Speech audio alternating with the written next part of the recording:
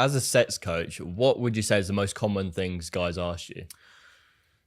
The top 3 tend to be boner problems, premature ejaculation problems, and like getting their girl off problems. Right. So let's attack all 3 of those. Let's start with boner problems. Boner problems. Yeah. So boner problem, like we talked about the porn thing before. Yeah. That's a big contributing factor to it. There's 3 other key mechanisms that basically affect your ability to get and maintain a boner. One is clean arteries. So people think of like arterial health and like heart attacks and stuff like that as like blockages around the arteries in your heart. That's true. You do also have arteries in your dick, and you have arteries that feed like all the blood that goes into your dick. So when you get calcium deposits in any of those arteries, it's actually if boner problems are actually an early warning sign of underlying cardiovascular issues. So it's actually if you're having them, you should really pay attention to it. So the first thing you want to do is clean out your arteries. There's a few different things that can do that. Vitamin K2, the MK7 variant, very, very good to supplement with that. Actually takes the calcium that's building up in your arteries and puts it in your bones where it's actually useful. So that's the first thing. Second thing is your nitric oxide production. So nitric oxide is what causes our muscles to like relax and dilate and engorge with blood. Like when you get a pump in the gym, that's nitric oxide's doing that. Same thing happens when you get a boner, right? The boner is actually a relaxation response, technically, because it's the vessels are not constricting, they're relaxing and filling up and engorging with blood.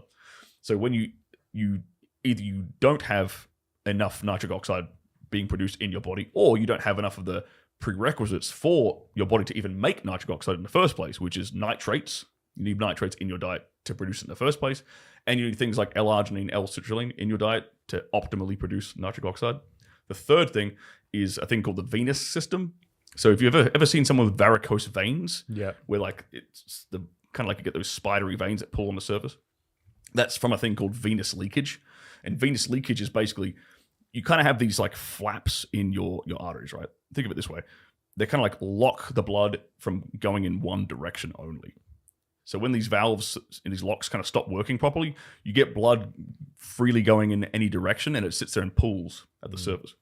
That's where you get a varicose vein. Same thing can happen in your dick.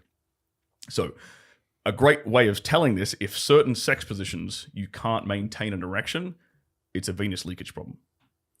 If for example, like when you're laying on your back, you can't keep it up as strong as you could if you're doing, like if you're on top, clear-cut sign of venous leakage, clear-cut sign. And you can fix that with a thing called horse chestnut extract that's actually used to treat varicose veins, but you also use it to treat venous leakage in the penis. So there's a bunch of stuff here that you can use to completely fix. And how do you take that? Is it like a pill or is it? All of these are supplements, yes. Right. I actually have put together a supplement myself that is. I've been working a year on this problem. That's why I know all the science behind it. I've been diving into this thing for like a year, and I've actually we're launching it like next week. This like a brand new supplement specifically to target this, because I used to take all this stuff before a scene, because I was like, I'd sit there and pick the brains of every other like veteran porn star I ever met. I'm like, what do you supplement with? What do you supplement with? What do you supplement with?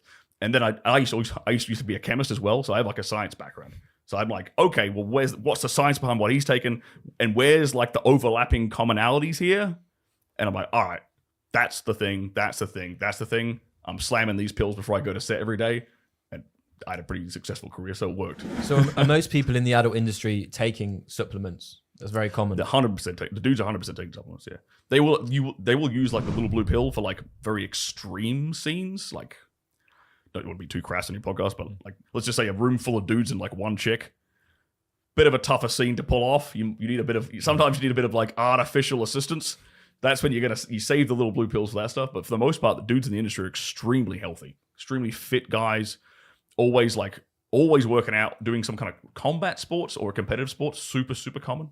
Like that high testosterone kind of environment, super common.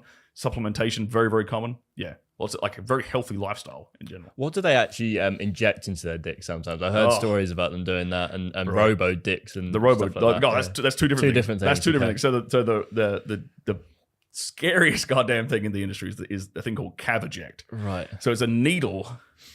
Yeah, exactly.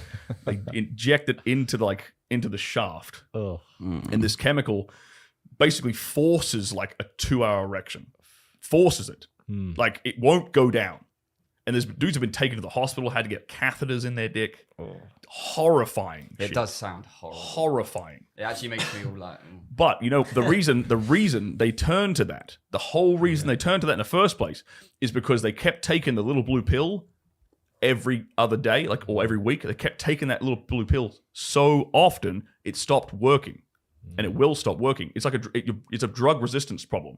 If you take, because it's not a natural substance, it's a pharmaceutical drug. Your body will develop a resistance to it if you just continually take it. And so these dudes were like, there's some veterans who were taking that for too long. They had to start taking the injection. I know who these guys are. And then the dick needle stops working. Yeah. And then they have to get the Robo dick. And the Robo dick's even more terrifying. They basically like take your wang, hollow out the middle, and replace it with like a pump that you could just look like those old Nike pump. I don't know if you guys might be too young for that. Damn it! Like, no idea what you're on about. Just an air pump. Like an air pump. You just go and like. So do they still get the same feeling when they're having sex? Apparently they do. Oh, really? Apparently, like the outside nerve endings aren't screwed with, but like the internal circuitry is literally like a pump. Imagine that preparation though. Hold on a minute, darling. You know, it's kind of ruins the mood a little bit. I guess if it's for work, it's a bit different. But Jesus, wow, that is mental. I hate to ask this. I hate to ask this question because someone in the comments said the other day, and I actually agree. They said these boys are obsessed with testosterone, which isn't true. not these boys. No, this you're guy. obsessed. Actually, it said these boys are obsessed with testosterone, but it just comes up in conversation naturally on these podcasts. But where does testosterone come into that? You know, getting and maintaining an erection, because is that just the sex drive and then the erection comes from something different, or does high testosterone and that correlate? So the testosterone is purely sex drive related. Right. Yeah. So like all the erection problems are down to those three, mainly those three mechanisms, biological mechanisms we just talked about. But having a higher sex drive will allow you to like get that psychological stimulation that creates an erection in the first place way, way, way easier. But if you can still have a high sex drive and have terrible cardiovascular health, and you ain't getting a boner. Right. See, that's interesting because I would have thought that the high testosterone would help you get the erection, but obviously it'll help to spark it. You know what I'm saying? Yeah. Because an erection is like, it starts here in the brain. Yeah. It's like it's a psychological kind of stimulus, which then causes a physiological response, aka like the blood flow and stuff, right? So the high test causes like the increased sex drive, 100%. So it's kind of like the ignition switch. But right. You can have high tests and also problems getting a boner. Completely. You don't have that side. Because I don't know if you know this, but I've got a 26.4. Oh, I thought you weren't going to mention it this episode. So what was the second most common question? Premature ejaculation is a very common one. This tends to be this tends to come in two different camps. Like it's either older dudes or younger guys who are very, very inexperienced. So premature ejaculation is really about balancing the pelvic floor correctly and like conditioning your body correctly. So like this ties into the porn thing. A lot of dudes, what they do is they jump online, they look at some porn, and they fap off like it's a speed race. Like bang, they're trying to get the nut off as quickly as they possibly can. That's true. I've never made it to the climax when watching porn ever.